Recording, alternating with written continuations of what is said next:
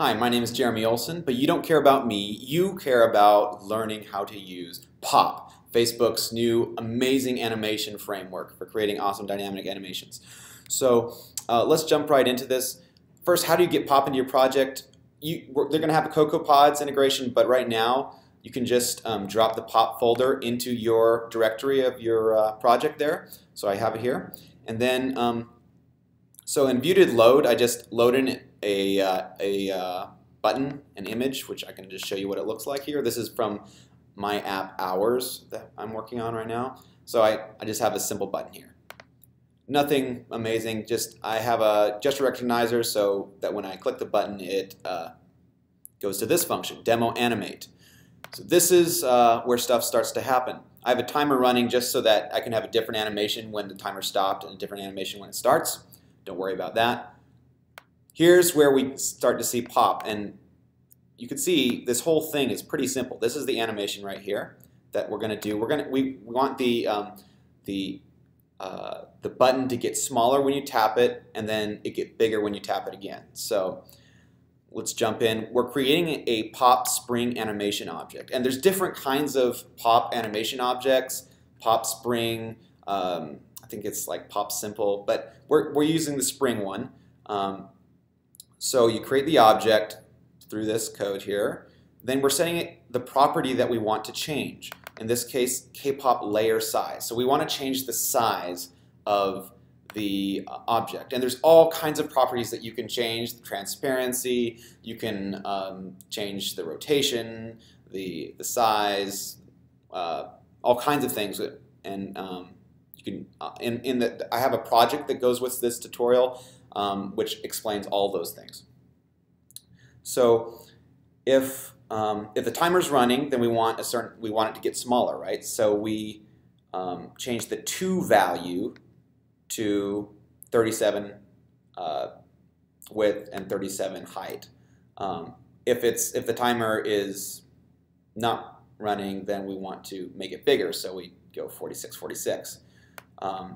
So this whole NS value thing, I explained it in the project example. I want to explain it here, but you're basically setting the to value here. That's what you need to know. And there's this to value always has to be an object, and that's why it's an NS value. It can't be a primitive. Okay, so here's where you can set the bounciness, the kind of how the animation works. So I set the spring bounciness to 10 and the spring speed to 6. These are kind of two simple variables for changing the how the animation works. If you want more advanced control, you can use dynamics tension, friction, and mass. But for now, let's just use the simple ones. So let's see what this actually looks like. But before we do that, I'll show you. We add this animation object to the button itself. So you can add these animations to any object. It could be a UI view, a button, an image, whatever it is that you want to animate. So the button, I pop add animation, then this is the button animation object that I just created for key pop, and let's just see what that looks like. So when I tap it, it gets smaller. When I tap it again, it gets bigger, as I would expect.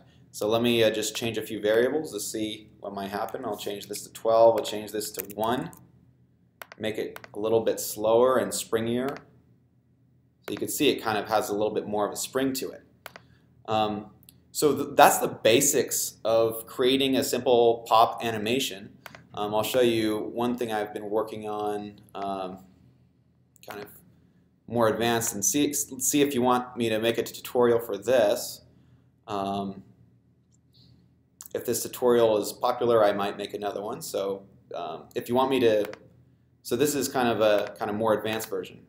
I have this other thing popping out of it, and there's all kinds of other stuff I'm working on in my app Hours that I could make it into a tutorial. So if you like this one and want more, then share it on Twitter and upvote it on things like Hacker News and Designer News, and let's see if there's demand for making another tutorial.